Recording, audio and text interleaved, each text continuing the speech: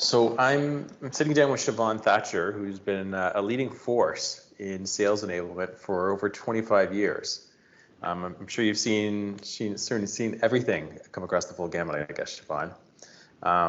In kind of a previous presentation I saw of yours, you talked about your vision of sales enablement and how, of course, it's a lot more than just training, which I'm sure you've had the conversation thousands of times before. And I think in there you talked a little bit about the 4 pillars. Yeah, so the 4 pillars are years of doing things wrong. It's the result of that and figuring out what is effective and what isn't effective. And so the 4 pillars are the first one having to do with go-to-market, right? Did they get the memo? Does everybody understand in the company what is the go-to-market message that we have, right? Why do we do what we do, right? Simon Sinek, start with why, right? Why do we do what we do? Why were we created? How do our customers use us and why do they use us? The second pillar has to do with all of the assets, content, websites, everything that we as an organization make publicly and internally available for folks to describe what it is that we do. Is that on message? Is it current? And is there like a single version of it, right? A single version of the truth. I know that there have been companies I've been at where I started and there were, 20 different corporate decks. It's like, really? Right? Corporate standard decks. So it is making sure that that is all aligned and everything is in place there.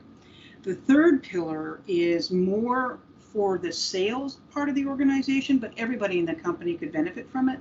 And that is the content available when it needs to be during the various journeys that are occurring, either the customer's journey, the sales journey, the seller's journey, the reseller or partner journey, whatever it is that you're doing. Do you have the access immediately to the right information and in the various modalities? So not just is it a brochure, but is there a PowerPoint? Is there video? Is there a podcast? Is there a website? Is there training, right? What is available and when can I get it? And then the last pillar has to do with the feedback loops, right? Seth Godin called it tribal knowledge. It's that tribal knowledge piece, which is, what is really working and what's not. And it's not just the NPS scores from our customers, although they are very important. It is from an internal corporate perspective or a company perspective. Are we providing to the folks that are frontline in whatever role they have, are we providing them the right materials, content, messaging, training that they need in order to help our customers buy from us? Now you'll notice I didn't say help our people sell. Right? That's not the purpose. The purpose is for our people to help our customers understand whether or not what it is that we have and what we provide them is going to fit what they need right now. Right? Now, that doesn't mean we're going to meet 100% of their needs, but it means that we put their needs first. And that is what a lot of that feedback loop is about, right? What's working? What do our customers resonate with? And if they don't resonate with something, then stop doing it. And if they do resonate with something, then proliferate it throughout the company. And so that's missing in a lot of organizations, is how do you get that information back? We throw things out there and then it's just a wing and a prayer that it's going to stick, right? And we just don't know. So it's making sure that those are there. So it's the go-to-market messaging. It is making sure the assets are there to support that. It's making sure that all of these things are available at the time of need, just in time enablement, if you will, and then making sure that we have a feedback loop to know what's working and what's not. And then it just all starts again, right? That feedback loop will feed into the go-to-market messaging and away you go. You just keep turning the dial. So you've been with a company for a couple of years now, and if memory serves correctly, they maybe weren't quite ready to go on the sales enablement journey before you joined. You basically kind of took them down a path and have had some pretty incredible results. Can you tell me a little bit about that? Yeah, when I was interviewing for the job, they came to me the first time and I said no, because they were just looking for trainers. And then they came again and they said, okay, clearly we don't really know what we need. Can you help us understand what this really should be? Right? We know we need this, we just don't really know what it is. So during my hiring process, I spent a lot of time educating.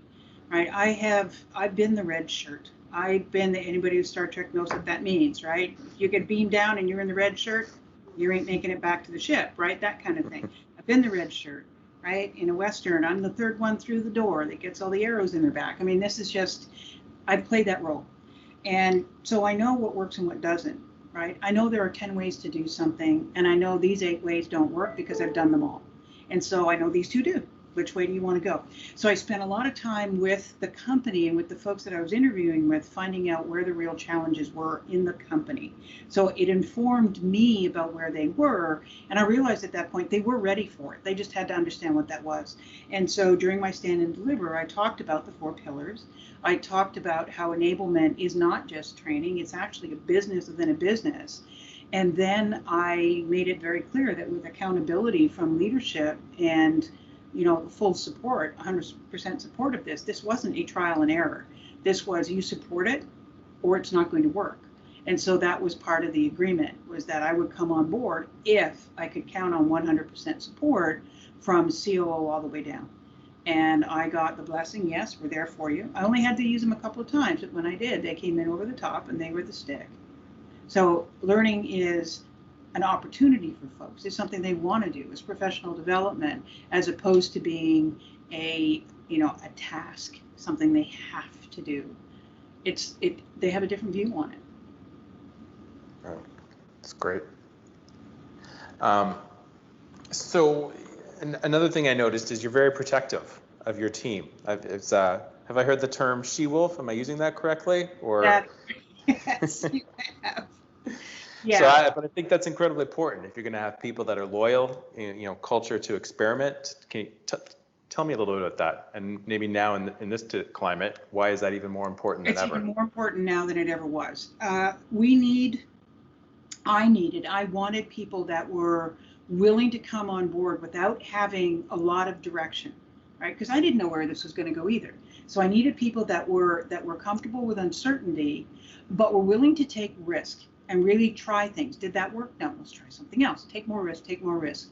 The only way that people will take risk, especially if you're in a non-heavily commissioned role, right? If you're coin operated, risk is not a factor so much. But if you're not, then risk is important.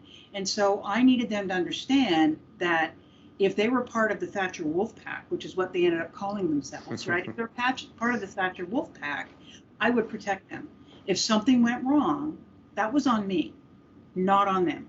And we had a couple of times where that happened, and I put my hand up, senior leaders, and went, it's me. I'm the one who told them to do it. I'm the one that backed the play, right? We didn't fail. I don't believe in failure. I think you're just where you hadn't anticipated being. But leaders, here's what we learned, and here's how we're going to go forward. So it is being willing to take the heat and the slings and arrows, so that your team will be willing to step out and do these things, right? Take risks, try new stuff. So this is one of the reasons our programs at RingCentral are world renowned, and they're amazing because these folks have done it, right? It's not me doing it, it's them. But what I've done is I make sure that everything is out of the way so they can do their job to the best and go even beyond what they believed was possible. And you have their back to go and test I do. it. So. I have their back. Yeah. So accelerate that forward a little bit, Sheevaun. In today's climate and environment where people are working more distributed than ever, any advice for maybe folks that are a little bit behind the curve or trying to figure out how to foster some of the types of culture and levels of trust that you've been able to so successfully do? There's actually 2 parts to this. There is the trust part of it, which we've talked about briefly, but there is trust. You have to trust that your people know what you're doing. When you hired them for their professional abilities. Trust that they know how to do that. Don't get in the way, right? Be there to support them. But the other side of that, and I've seen this come forward more and more as the longer, COVID goes on, is the forgiveness angle as well.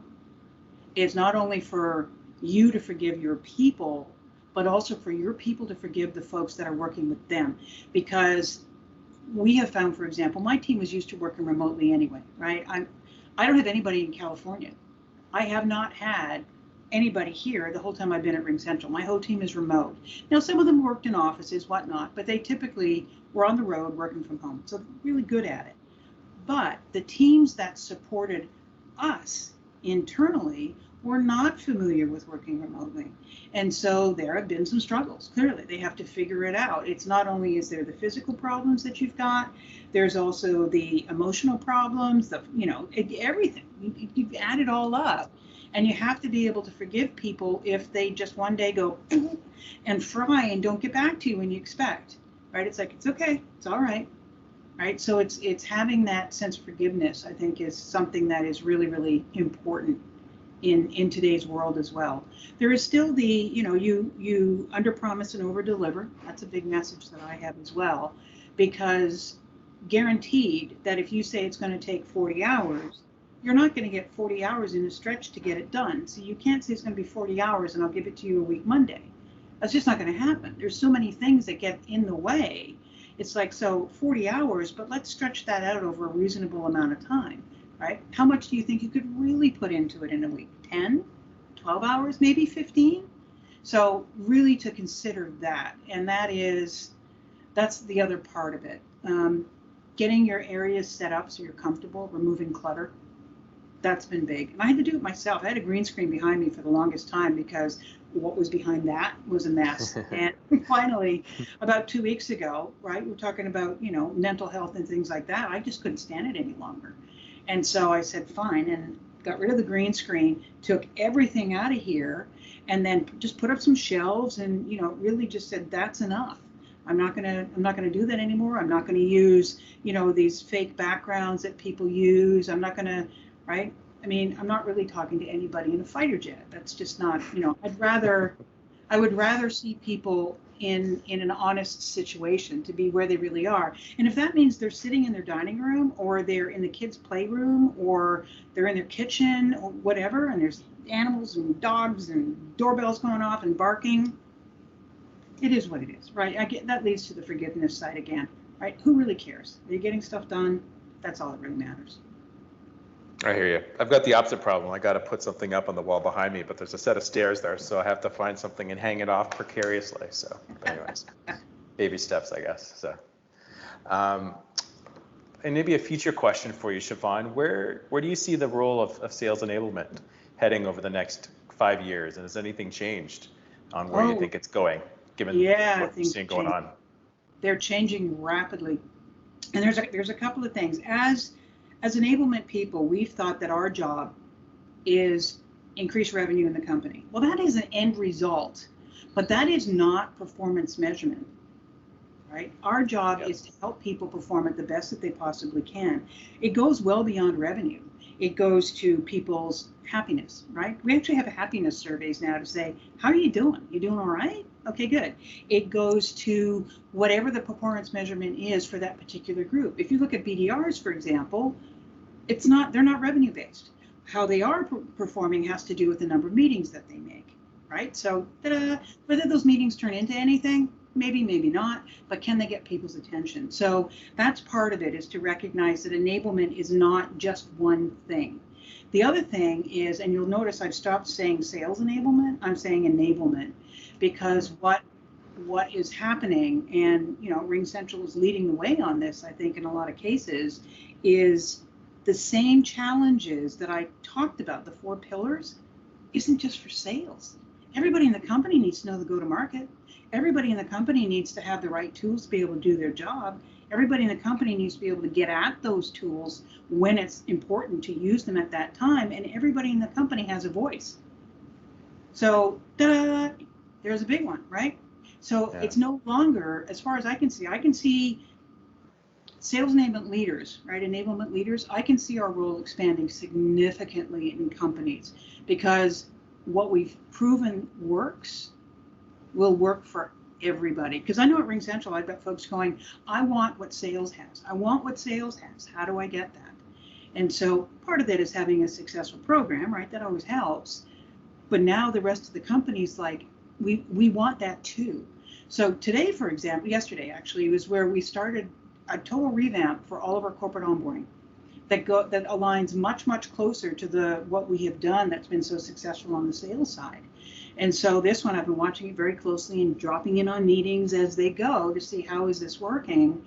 And at the end of the day today, I sat in on the day 2 recap with the folks that are on it, and it's a first. And they're just like, this is great. I mean, they were talking about RingCentral after 2 days. I mean, they started yesterday. So after 2 days, they're talking about RingCentral and being able to discern what is UCaaS, what is CCaaS, how do we do this, what are the tools, what are our customer, I mean, just after 2 days. And we've never had that in the past, ever. And so it has been, for me, it's been exceedingly gratifying. Plus, I think the one comment we got today that really stood out was one of the members saying what they loved about it more than anything else is they were actually in a training session with folks from all different departments within the company. And so they were learning so much. And I said, it was by design, right? Because this cohort, this group, I said, I'll use that term, but essentially this team, you will find yourselves sticking together through your whole careers at RingCentral. You will always be touchstones for each other. And so that was a very gratifying thing to hear. Sounds like the future's pretty bright in terms of based on the success. So, yep. And I can certainly attest to the challenges maybe sometimes the BDR function has as well in terms of capturing attention or meeting, because that's probably the role that I started out with almost 17 years ago myself. So yeah, so you've been there. You got that. Yeah. You've worn the red shirt. Indeed. All right, thanks, Sheevauns.